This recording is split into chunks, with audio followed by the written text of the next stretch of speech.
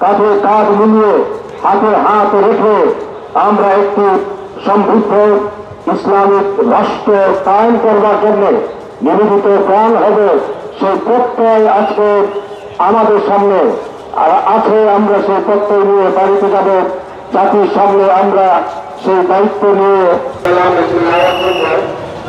এবং আমনাথ সহ নাসিব এগুলো আসতে থাকবে। স্বাস্থ্যকর অল টাইম হানিকম, সব সময় অল টাইম হেলদি লাইফ।